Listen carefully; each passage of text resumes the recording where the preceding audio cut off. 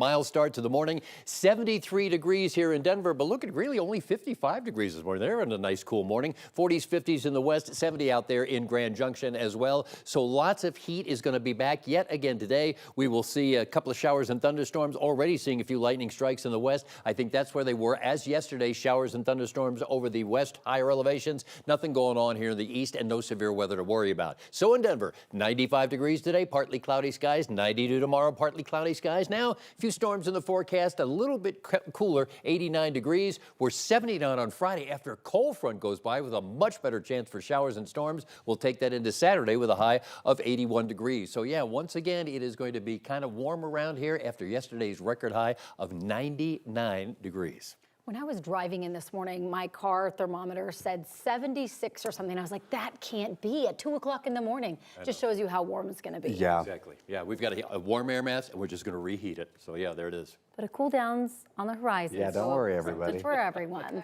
Well, some students in Denver will only go to school for a few hours today because it's just so hot. Yeah, Skinner Middle School is on early release heat schedule, sending kids home at 12:20. 9 News reporter Brianna Fernandez is live outside the school. And Brianna, this is something they have to do because dozens of schools still don't have AC.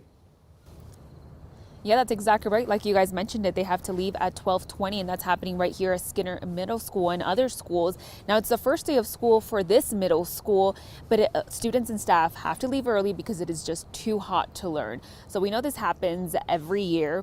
When schools go back in August, they spend the first few weeks trying to mitigate the heat and cool their buildings. So if it's still too hot, the district makes a decision to end the day early or close altogether. So more than 40 schools in the district started the year without AC in the building, though 13 schools are in the process of getting AC after voters approved a bond back in 2020. That still leaves 31 schools without AC and no plan to get it. So DPS says that they will be getting AC as soon as there is enough funding.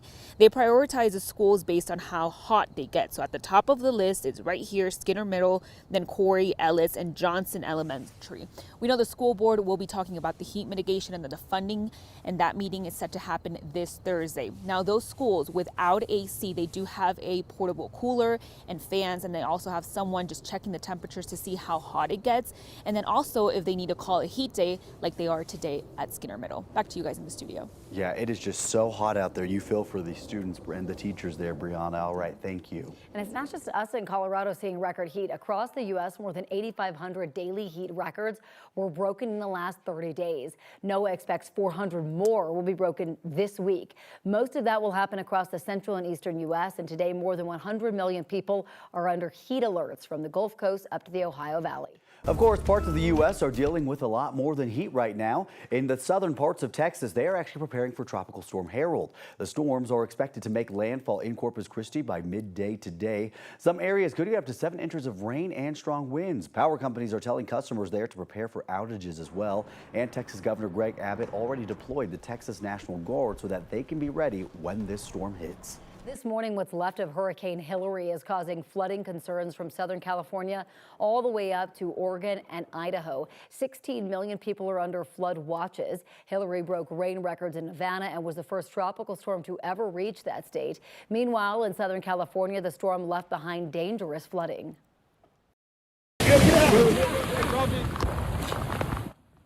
Firefighters in the San Bernardino Mountains had to run for shelter when mudslides came down right outside the fire station.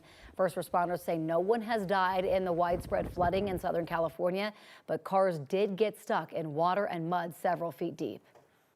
In Washington, crews are battling dangerous wildfires that have led to thousands of evacuations and a state of emergency. At least 2 people have died. In Spokane County, they have burned more than 25,000 acres or almost 40 square miles. High temperatures or strong winds are making it hard for firefighters to get a handle on the fires.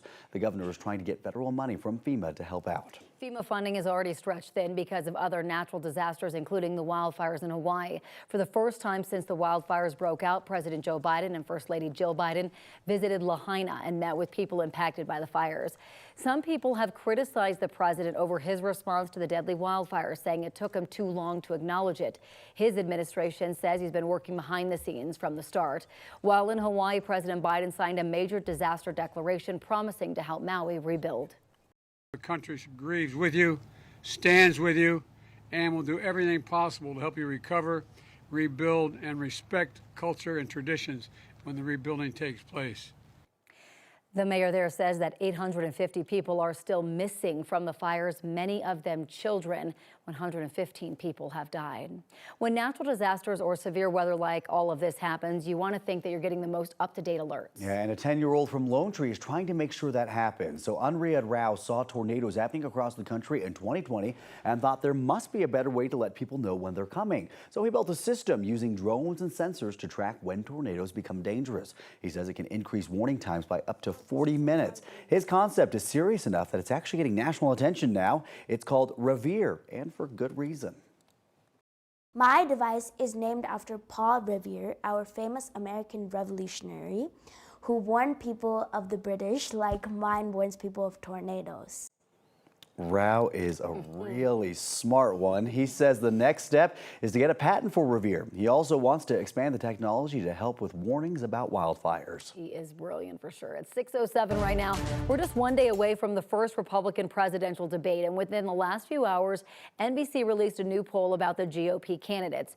42% of likely Republican voters chose former President Donald Trump as their first choice for the nominee. And Trump is a big lead. Florida Governor Ron DeSantis came in second at 19%, and South Carolina, Tim Scott is trailing behind at 9%. On top of that, 65% of people who responded to the poll say they don't believe Trump has committed any serious crimes, despite the fact that he's been indicted 4 times this year. One of those indictments is in Georgia, where he's accused of trying to overturn the results of the 2020 election. Trump now says he's planning to turn himself in at the Fulton County Jail in Georgia on Thursday. A judge set Trump's bond at $200,000. His former attorney, John Eastman's bond, was set at $100,000. Eastman is currently an attorney for the Colorado Republican Party. The bond agreement for both Trump and Eastman says they aren't allowed to intimidate co-defendants, witnesses, or victims in the case, including on social media. Everyone named in this case, including Eastman, has until Friday to turn themselves in. Developing this morning, 2 people are recovering after a shooting in Denver, and it all started with a fight they weren't even involved with. Police say the fight happened near 17th and Logan yesterday afternoon. The 2 people were shot at a homeless encampment nearby. Both are expected to survive. One of the windows at the Warwick Hotel was shot out as well. Police have not shared any details about suspects just yet. This month marks 4 years since Elijah McClain died, and now the state attorney general's office is reducing the charges for 2 Aurora police officers charged in his death.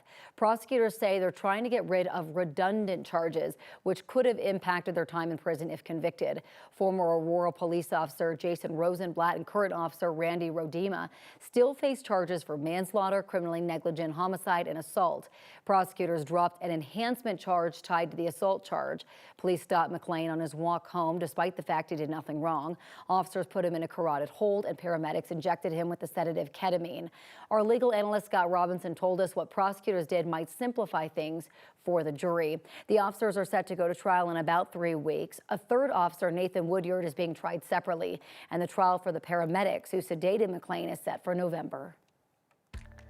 And one thing you want to know about the weather, we were hot yesterday with that record of 99 degrees. Right back there again today with mid to upper 90s across the Front Range and partly cloudy skies. And then for tomorrow, we'll see pretty much the same, maybe a degree or 2 cooler, but we'll stay with partly cloudy skies.